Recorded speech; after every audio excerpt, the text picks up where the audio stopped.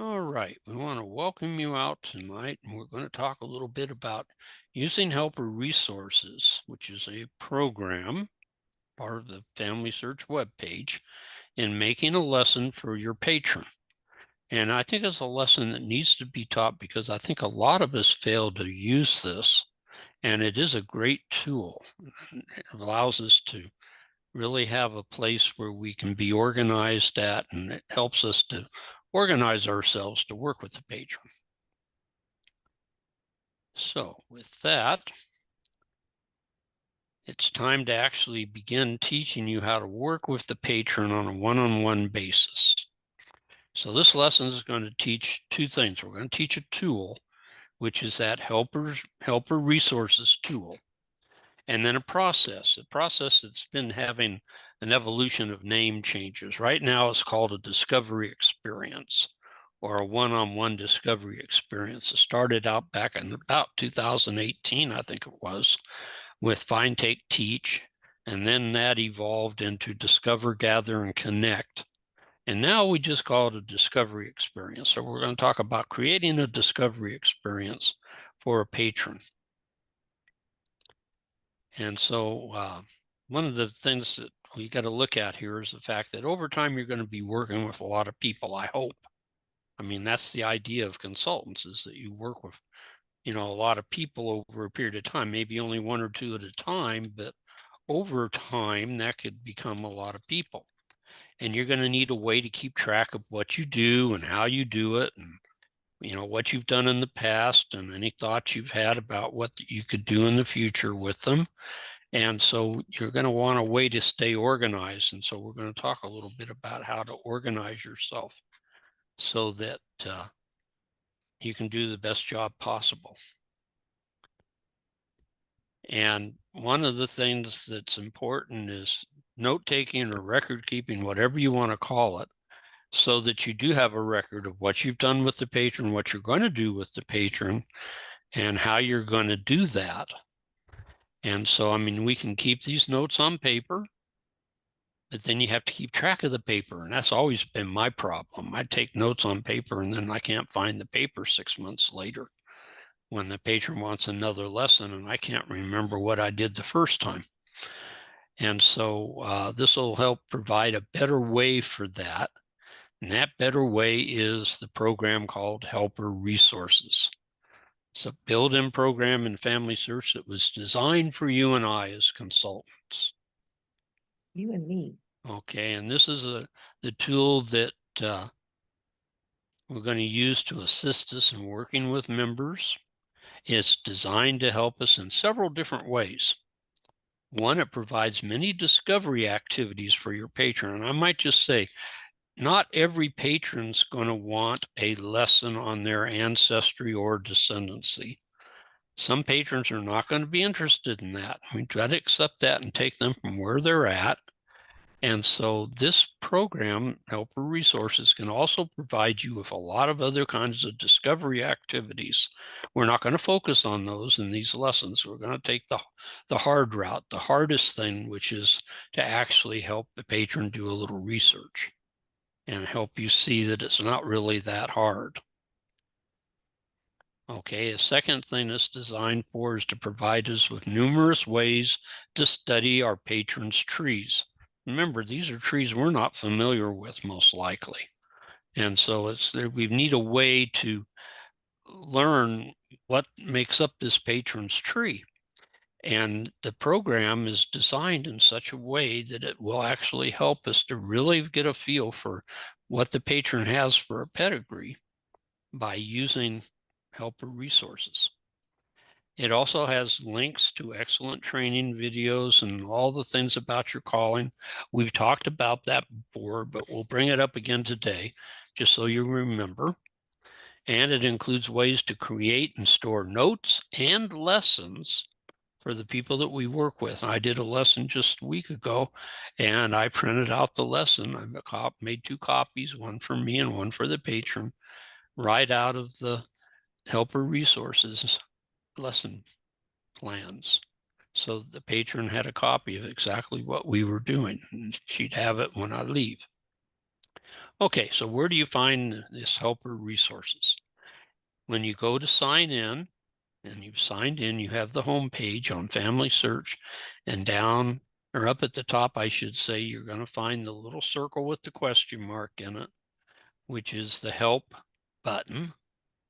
And you're going to click on that, and then in the drop down, you go to Helper Resources, and you'll get a page that looks something like this.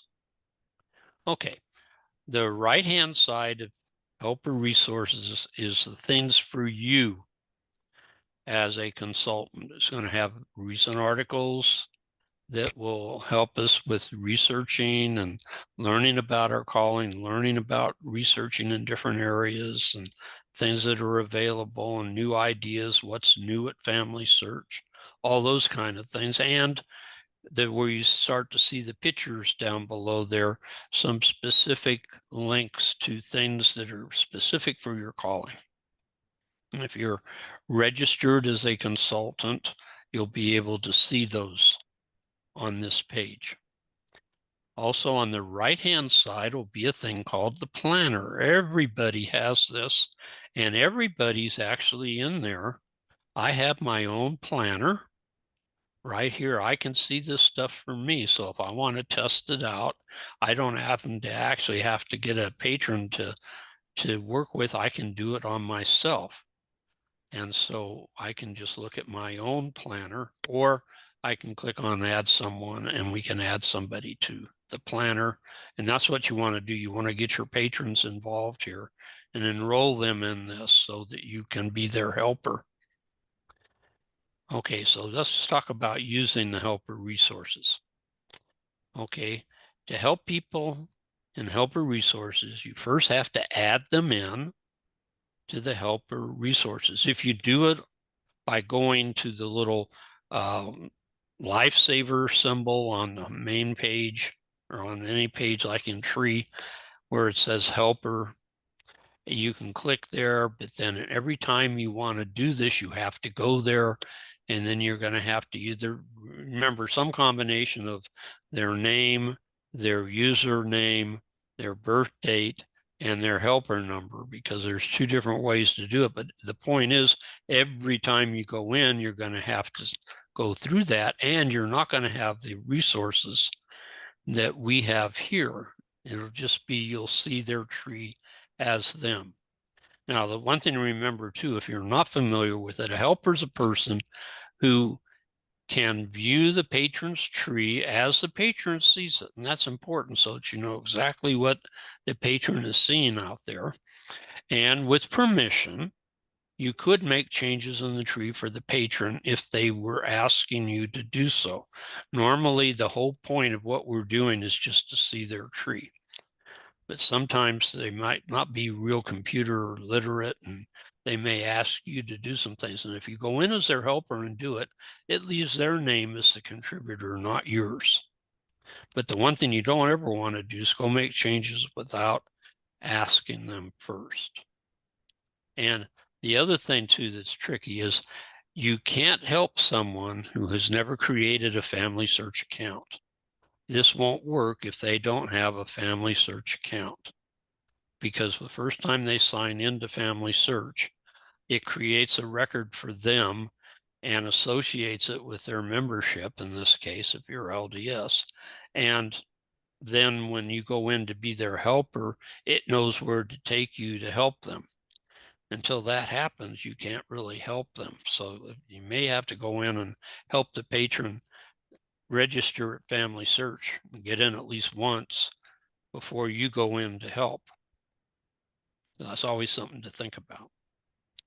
Okay, now when you're in Planner, you really want to use this, because what's going to happen is you're going to add a person to your list so that you can be their helper. And by doing it through this tool, it will allow you to use this tool for a year and not have to go ask them or sign them up again. All you do is click on their name and it takes you straight to their tree in the planner. It takes you to their planner page.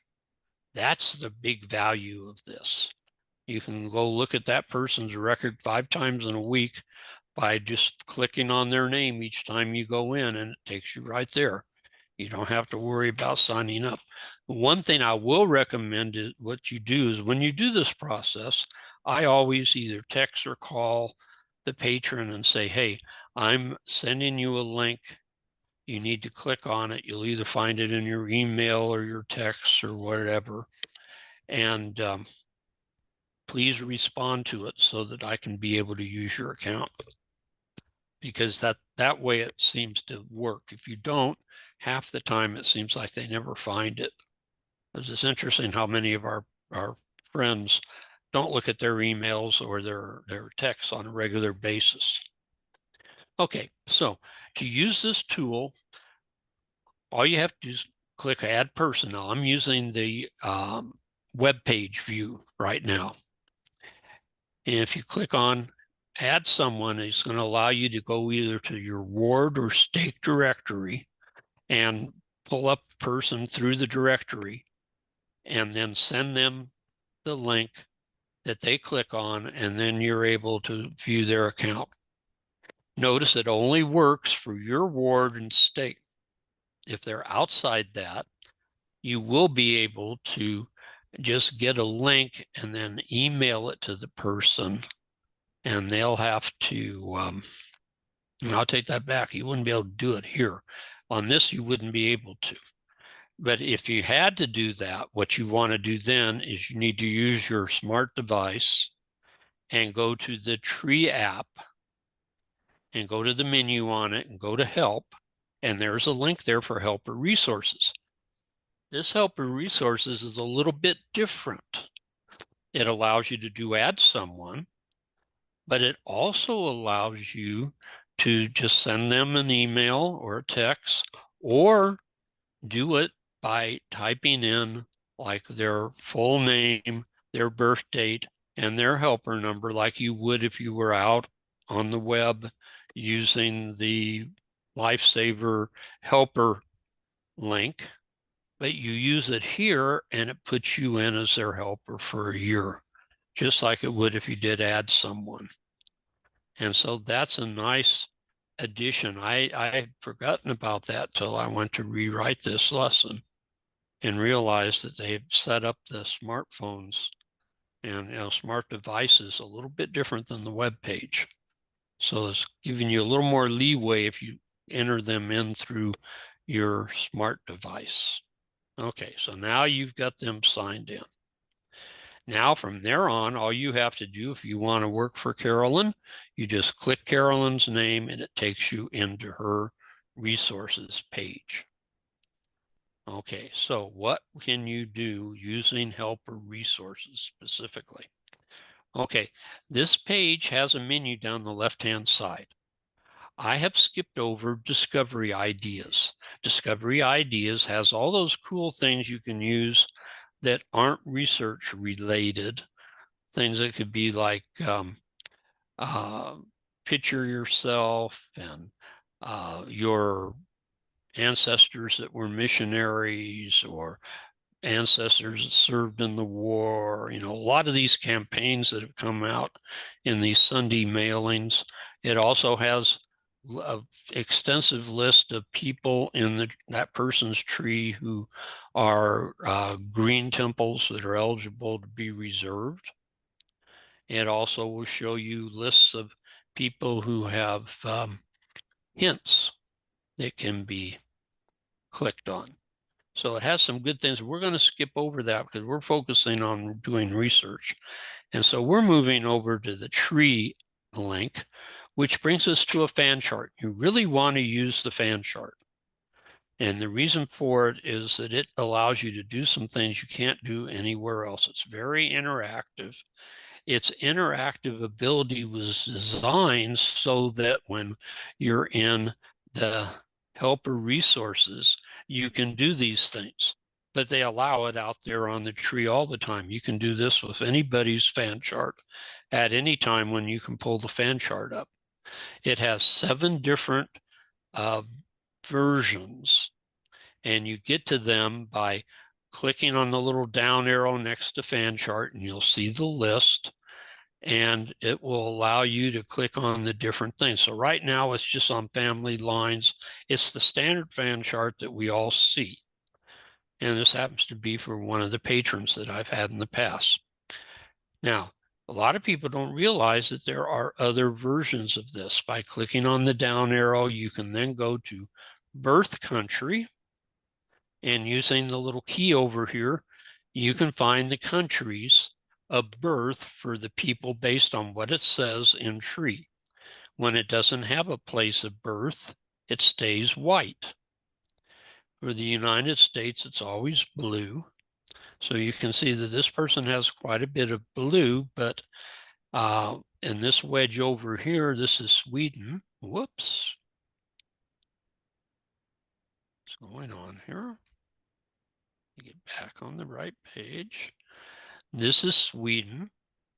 And we have up in here, British Isles, essentially. We have a little wedge here of Sweden. This was Italy, excuse me. This down here was Italy. And then we have a little bit of Sweden here. We have the Falkland Islands for one person, and a little bit of England here. And so you can kind of see where they're coming from. And these are all things you want to look at because you may not feel very comfortable researching in other countries. So you're going to want to know what part of their tree is US, because that'd be the part you'd probably want to focus on. You don't want to try to find people in Italy if you have no idea what you're doing. Okay, the next one is sources. The darker the color, the more sources. A real dark yellow or orange is 10 or more sources. And so you can kind of see, based on the color, how much activity's gone on that part of the tree. And it's very obvious that this section here, this half of the tree here, is a very heavily researched part of this person's pedigree. That's the lesson I'm learning. Okay, areas that have no, people that have no sources are being white, and people that have just a few will have the lighter colors. Okay, the same basic thing for stories. This might be useful if the person wants to learn about their ancestors. You can point them easily using this tool to people that have stories attached and memories. And you can see here that there's a lot of people that don't have any stories in this section of the tree. And it's interesting, it's not going backwards. Going forward, it's going backwards. This part of the tree over here doesn't have much either. And this is very common that the closest people to us tend to not have stories.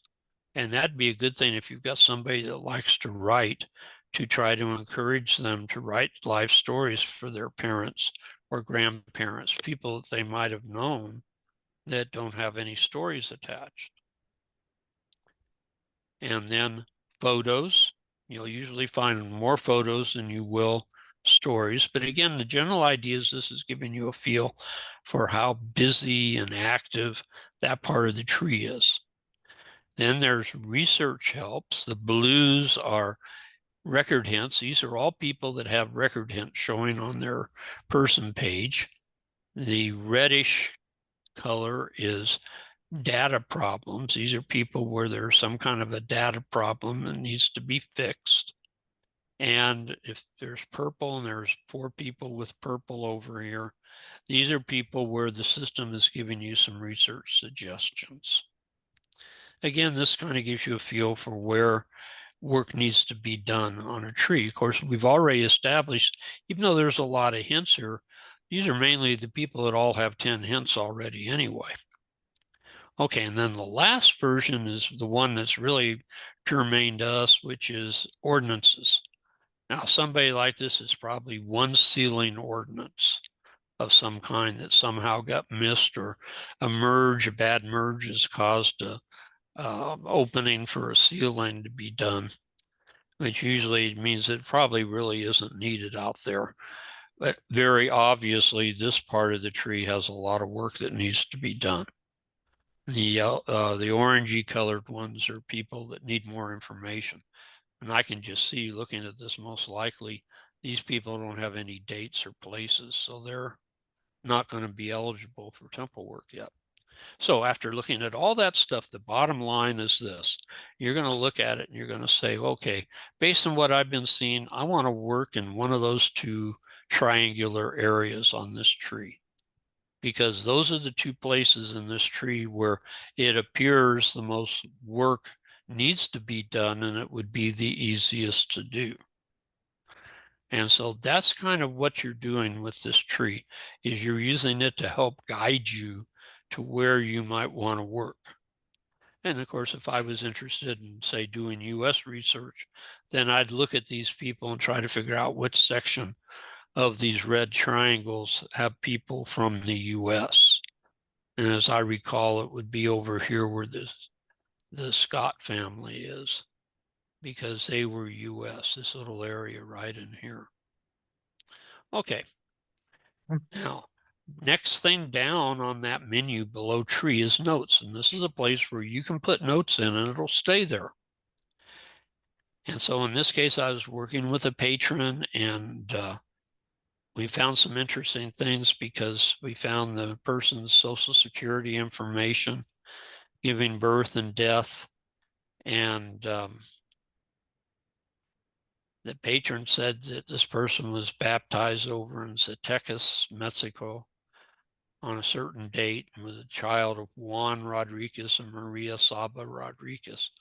But when we went looking in the Mexico records, we found this person with the same exact birth date over in San Juan, Guanajuato, Mexico, who's the son of a Juan Rodriguez, but a Ruperta Vasquez.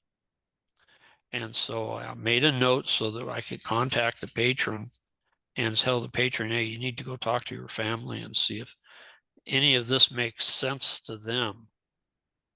And I now can't, it's been 5 years or so since we did this. I don't even remember what the final upshot on that was. But see, that note's still in there. So it's there. If I ever worked with this patron again, I'd have that note there. Then the next thing down from there are lesson plans. And this is the blank, well, it's not blank now, but this is the lesson plan form that they give us. And we'll show you that today because we're going to go through a lesson and prepare it, go all the way through making up a written out lesson plan. And this will be kept in that patron's file permanently.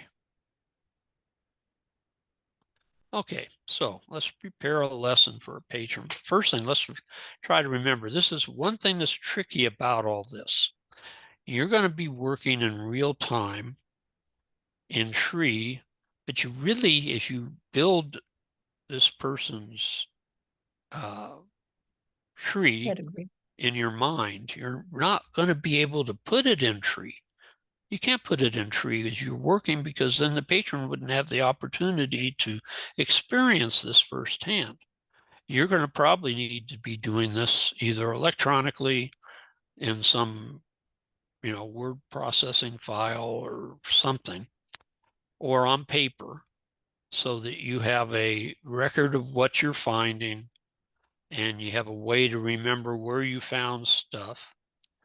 And then as you're doing this, you're going to want to periodically check in tree, because we all know that if I start with maybe the patron has just a name, yeah, most likely that name's not going to have any possible duplicates.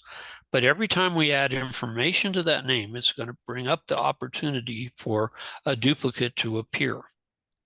And the worst thing you want to do is, okay, you do all this researching and stuff, and then you bring this lesson over to the patron, and the patron starts doing it.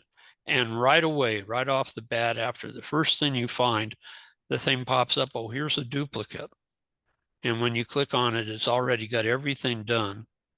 And the patron doesn't really get a chance to,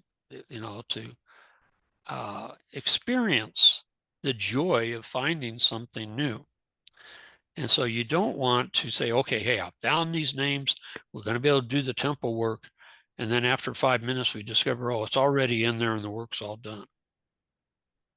So you want to, as you work on this, you're going to have to go back periodically into probably the find feature and search for the person and people that you're finding, making sure you don't find duplicates. Or if you do find duplicates, hopefully maybe the duplicates don't have any work done either. And we'll see that even today in today's lesson. But let's get into that. Okay, so we're going to do a partial tree lesson. My patron doesn't have a full tree. So that's why instead of worrying about cousins, we're going to look for ancestors, because that's really the fun stuff anyway, right? And many of us can't do that because our trees are pretty full back quite a ways. Okay, so here's my patron with a lot of stuff redacted with little gray boxes. And you can see this patron does not have a full tree. I got to change the spelling of the last name. It's Garcia. And Mexican. So, um, no matter how many times you proofread, you miss things. So I looked at things and I wasn't excited because this is a tree that essentially there's, I think, 9 people born in America. And after that, you're either in Czechoslovakia, Sweden, Hungary, Austria, the Czech Republic, or it doesn't show on the list of things, Mexico. So I said, okay, I'll take Mexico, partly because it's one of the shortest parts of the tree right now anyway. And so we're going to work over here on Manuel Garcia. And that will be a challenge for me because I am not an expert on researching in Mexico, where I'm going to have to go. Okay, so this is Manuel Garcia. We're going to go from what we know to the unknown. Okay, and he has right now, he's got 2 parents listed and they just have names and nothing else. What it says about Manuel is that he was born in 1929 here in California, died in 1999 in Pine Top, Arizona. I'm very familiar with Pine Top. I had a sister that lived there in the winter or in the summers. And he has 2 sources, and one of them is that Nunament source, which is essentially it's the Social Security death index, or actually it's a Social Security application form that they actually add the death date to and stuff like that. First found it over on Ancestry, and now Family Search has it also. What's nice about this is it does show us where the parents' names, Emilio Garcia and Mary Chias, where these names came from. So we know that the patron added those names from the Social Security record for Manuel. Also, it's interesting that in the Social Security record, it says that he was born in Long Pine, California. I don't believe there's a Long Pine. The system says, or somebody has entered Alpine, but I think more likely it's Lone Pine over in Inyo County. But who knows? He was born in California. So what we're going to do, because it's so nice on this person's page over there under research help, it said 1950 census. Now he's 21 years old at this point, 20 or 21. So this might be an interesting source. It's new to us. The patron hadn't seen this because the last time the patron worked, this record wasn't available. So we went to it, and lo and behold, it shows Manuel in the home of his parents with his siblings. And in tree, there's just Manuel and his parents' names, and that's all there is for the family. So the information on Manuel agrees. It says he was living in Sparks, Nevada, which is where he should be. It shows his parents, it gives their approximate ages and the fact that they were born in Mexico. So we know where we're headed for the next generation. And it lists 5 siblings that aren't in tree. So what we did is we entered all these people into tree, and I sent my patron out to visit with her mother and see how much her mother knows about these 5 siblings of her father, my patron's grandfather. Okay, so now, how am I going to keep track of all this stuff? Well, one of the things I'm doing, if you forget about that death certificate and look at just the left-hand side of the screen, I started a word processing document, and I'm using color. I put in black what was in tree for Emilio to begin with. All it had was Emilio Garcia, married to Mary Chias, and a child, Manuel, and I put Manuel's information there. In red, I entered everything we learned from the 1950 census, the approximate year and place of Emilio's birth, Mary's birth, the fact that it said about 1930 in California for Manuel off the census, and the 5 siblings. Okay, so then, it's like, where do we want to go next? Well, I thought, let's try to see if we can find something on Emilio Garcia. I discovered when I looked at the 1950 census, I went back and did a search for Emilio Garcia in 1950, even though it was already showing it to me, because I was curious how many Emilio Garcias I'd find in the Sparks, Reno area. There was one. That was it. So I thought, well, if it's that odd, let's go look at newspapers.com and see if I can get an obituary maybe. And sure enough, there's a March of 1960 obituary where it says that he died on the 20th of March based on the fact that the newspaper was on a Monday and he died on Sundays. So it was the 21st for the newspaper, so he died on the 20th. It says that he was born in Durango, which is a state in Mexico, and gives his birth date, May 25, 1904. Said that he lived in the Sparks, Reno area for 30 years. So probably about from 1930 to 1960. It gives a listing of who he survived by, his wife's name, and the names of his 4 sons and 2 daughters. And unfortunately, what's missing is nothing about his parents or siblings. But hey, you can't be, beggars can't be choosy. So from that obituary, we've got a lot more information. What can we do next? Well, I went looking at Family Search and nothing really came up when I did a search for him off of his person page. Because Emilio just didn't show up with anything definitive. So I know Ancestry has great hints. Sometimes they're wacky and they're not accurate, but they provide a lot of hints a lot of times, and most of them are pretty good. So I thought, well, I'll go over to Ancestry and look at the 1950 census and see what it tells us. We'll be looking for an Emilio born about 1904 in Mexico, living in Sparks, Nevada. So we went over there, and what could I find? Well, right away, I found a World War II draft card for Emilio Garcia in Sparks, Nevada. And it's got the right birth date. It's got the exact same birth date that we've been looking for. And it doesn't just say Durango, Mexico, but it gives the name of the town, La Purísima. La Purísima is a village in Durango. And so now we have an actual place. When you're doing research in other countries, that is the real key factor. That's the only new thing we pick up off this card, really of major importance. He worked for the Southern Pacific, but besides that, it didn't really pick up much news on there. We got an address, but that's about it. Okay, but it verifies Durango and adds the town. Now we have a full place.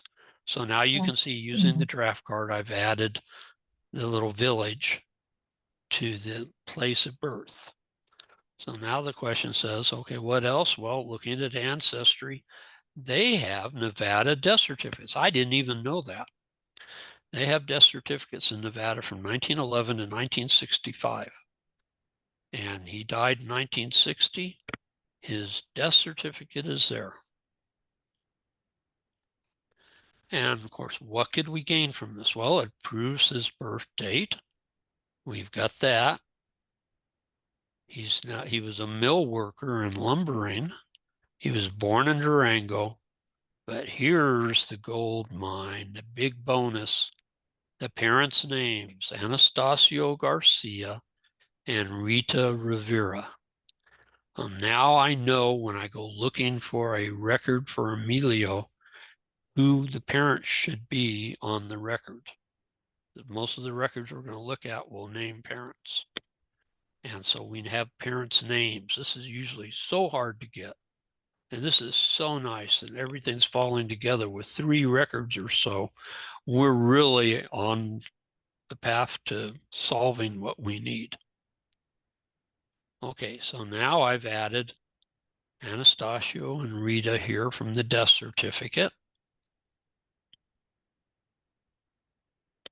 And since we're over at Ancestry already anyway, we might as well just stay there looking to see if we can find anything that pertains to Emilio's birth. And sure enough, there's 2 kinds of records in Mexico that you're going to spend most of all your time in, actually 3. There's the 1930 census, but we're not going to need that for this. There are church records. The Catholic Church especially, there's almost 99% of the people in Mexico belong to the Catholic Church, or at least used to. And back to about 1825 or so, there are civil registrations, just like us, state and national birth and death records and marriage records. So you're going to have church records and registration, civil registration records. This happens to be a civil registration birth. It names a slightly different place. I'm not even going to try to pronounce it.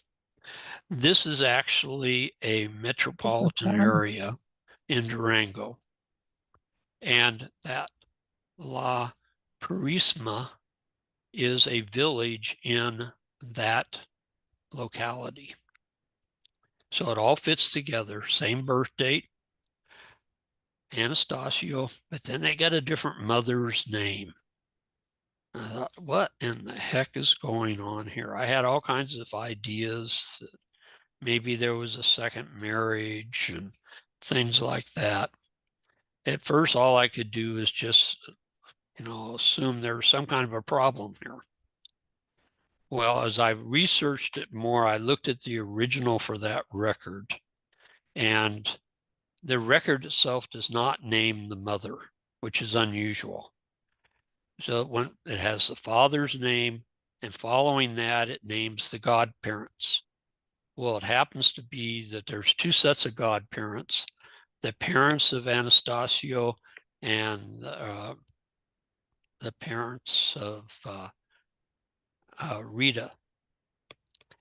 And so what they did is they just picked up the name of Rita's abuela, grandmother, on her father's side and made her the mother, moved her up a generation, and essentially said that Maria de Jesus Flavella was the wife of Anastasio, when in fact she's the mother of Anastasio. That's what happened. Later on, we found a church birth record, baptism record, and even another civil registration record that showed the right mother. So we stayed with Rita. Everything else was okay, but every once in a while you're going to run into strange things like that.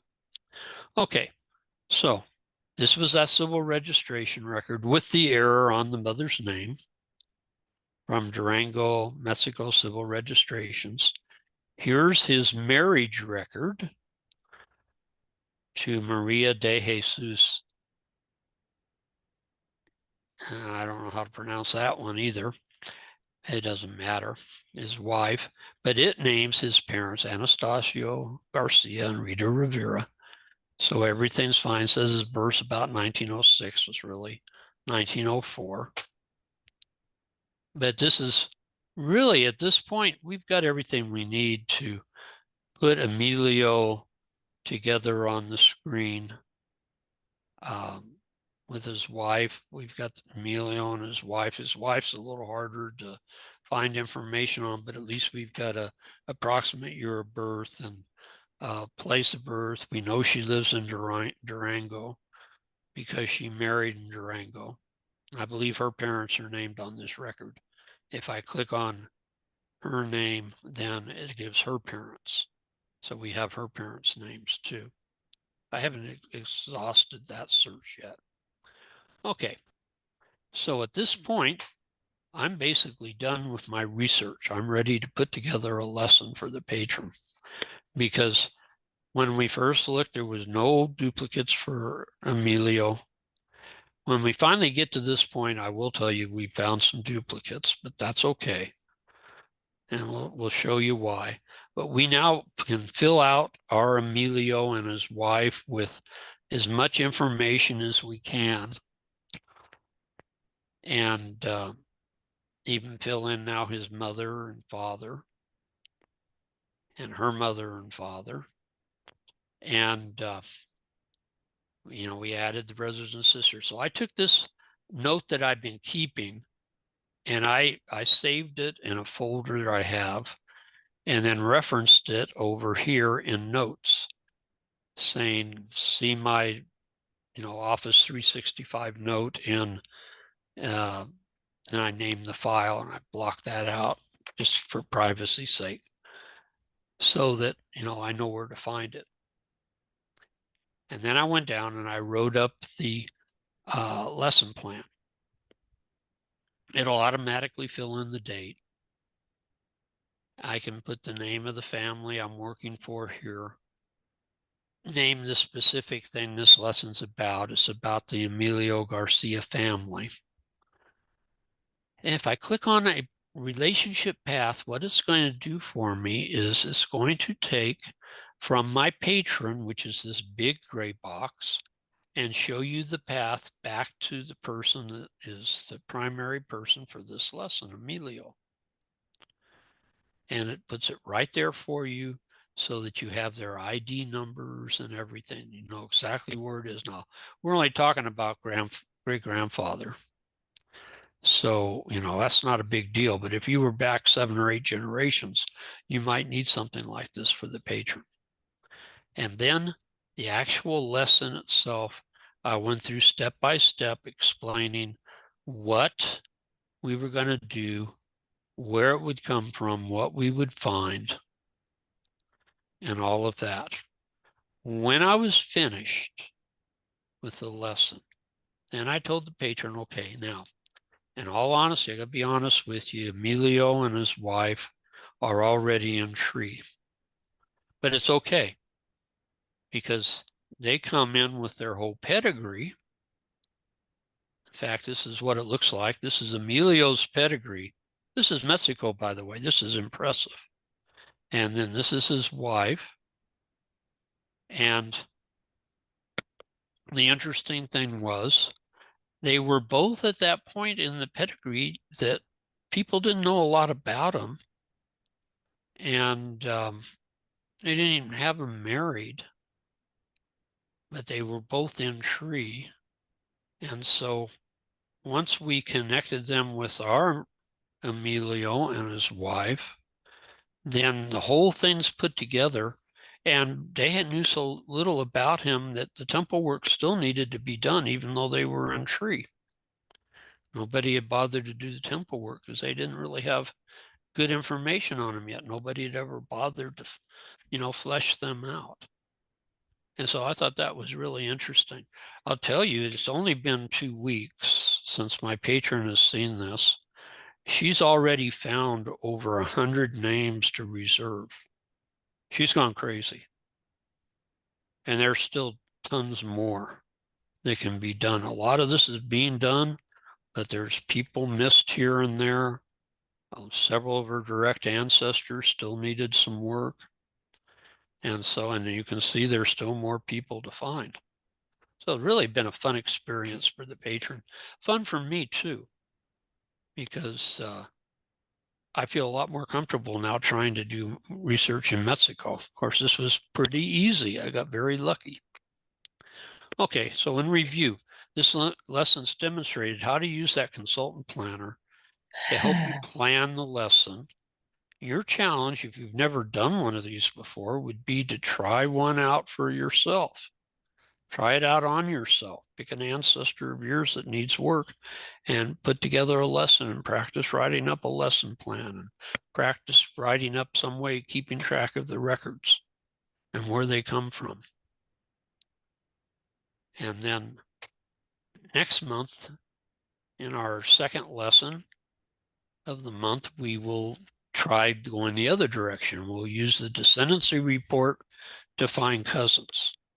And for any of you that are new to these presentations, I put a link here for where you can find our blog. And on the blog, you'll be able to find links to all the past lessons and to PDF files of these slides. For those of you that have been invited to this class, you'll be receiving a link that will show you a link for the presentation and a link for the slides. So you don't need to write it down. But our blog is found at blogspot.com, and it's just under Fresno North Stake Family History Center. It's got an old-fashioned name because I haven't had the guts to change it because I know it's going to break the link that most people know. But Fresno North Stake Family History Center, and then .blogspot.com.